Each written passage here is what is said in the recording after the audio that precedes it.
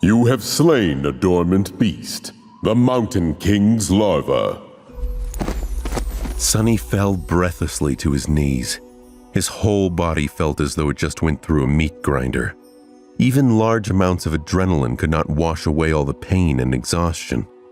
And yet, he was exhilarated. The satisfaction of killing the larva was so vast that he even forgot to be disappointed about not receiving a memory, the special item tied to a Dream Realm inhabitant's essence, which was sometimes awarded by the spell to the triumphant awakened. A magic sword or a suit of armor would have come in handy right about now. He would even settle for a warm coat. 3 seconds. You can rest for 3 more seconds, Sonny thought. The nightmare was far from over.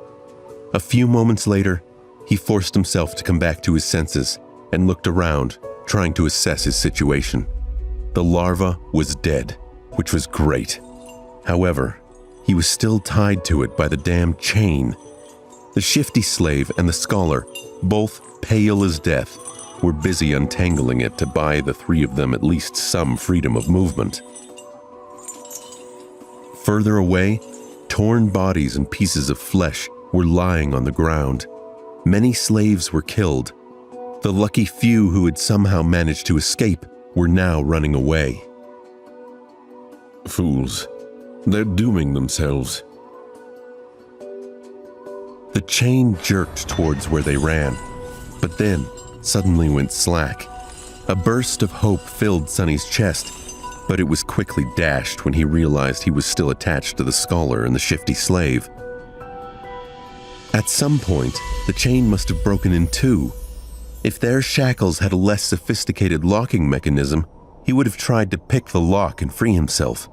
Unfortunately, each pair was fixed to a specific link. Without unlocking them, no one was going anywhere. The tyrant, Mountain King, was hidden from sight by the bright glow of the bonfire. Sonny could feel his movements, however, due to the subtle tremors spreading through the stones. Screams of the slaves who were yet to perish filled the night. The soldiers, who were still alive, bellowed out, desperately trying to fight off the monstrosity. What pulled Sonny's attention the most, however, was the fact that several of the maimed bodies were starting to move. More larvae? His eyes widened. One after another, 4 more corpses slowly rose to their feet. Each beast looked as disgusting as the first had, and not a bit less deadly. The nearest was mere feet away from Sonny. Damn it all! He thought. Then, weakly, I want to wake up.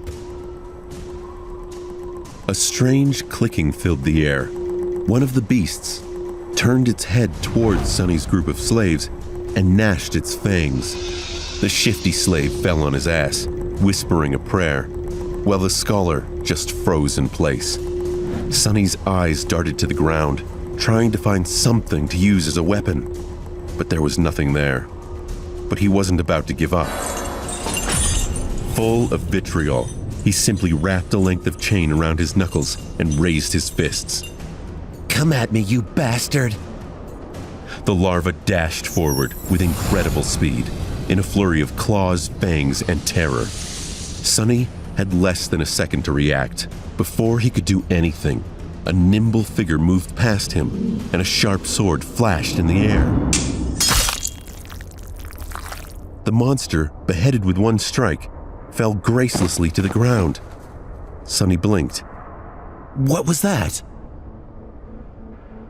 Dumbfounded, he slowly turned his head and looked to his left. Standing there, with a valorous expression, was the handsome young soldier who had offered him water. He looked calm and collected, if a little grim. There was not a speck of dirt or blood on his leather armor. That was incredible, Sonny thought before catching himself. I mean, that was all right, I guess. With a short nod, the soldier moved forward to face the remaining 3 larvae. But after taking a few steps, he suddenly turned around and gave Sonny a long look. Then, With one swift motion, the young warrior took something from his belt and threw it to Sunny. Save yourself.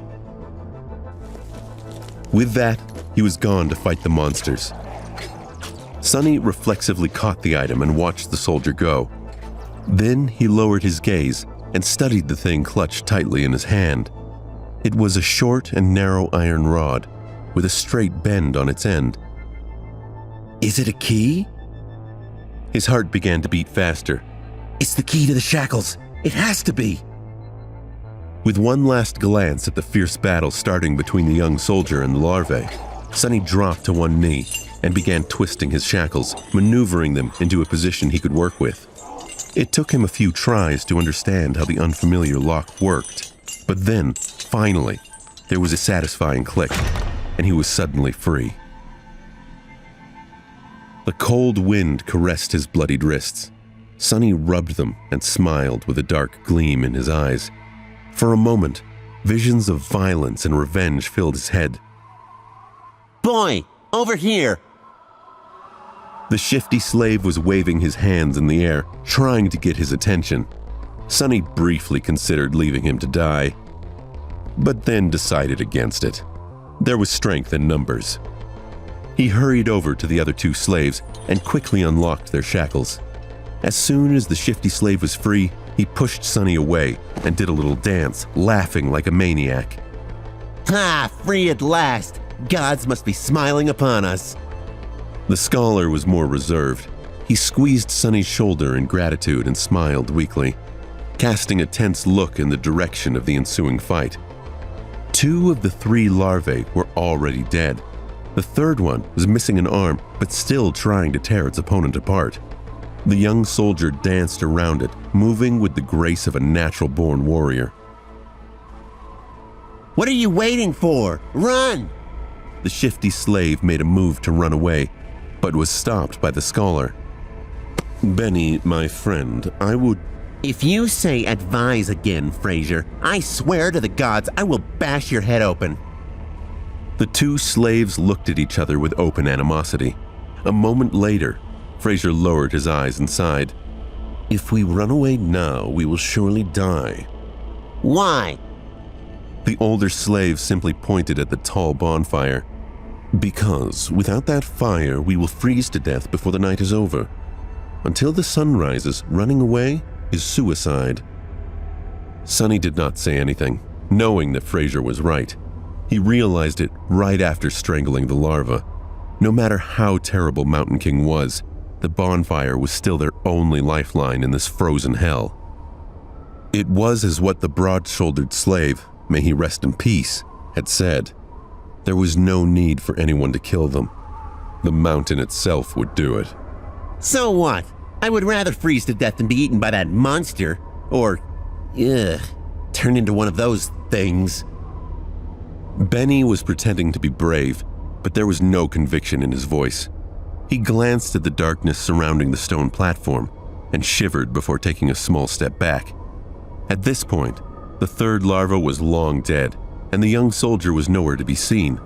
He had probably gone to join the fight at the other side of the bonfire, leaving the 3 slaves alone at the mountainside part of the stone platform. The monster might be sated with those it had already slain. It might be defeated or driven away by the Imperials.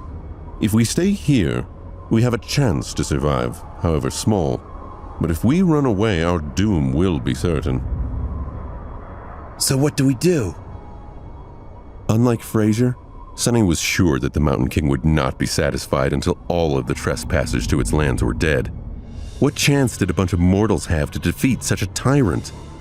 Even if they were not normal people but awakened, a fight with a tyrant was not something one could easily survive, let alone win. But if they wanted to live, they had to get rid of that thing somehow. Let's go take a look. Benny looked at him as though seeing a lunatic. Are you insane? You want to get closer to that beast? As if on cue, the great beast roared in the distance. Sunny shrugged. We have to do something. I'd rather die fighting. Come on. Sunny turned and strode off toward the rampaging monster. Wait, that's not the end. You've just had a free taste. Now get the full story on the Pocket FM app, link in description. Check out our next video and playlist, and don't forget to like, share, and subscribe.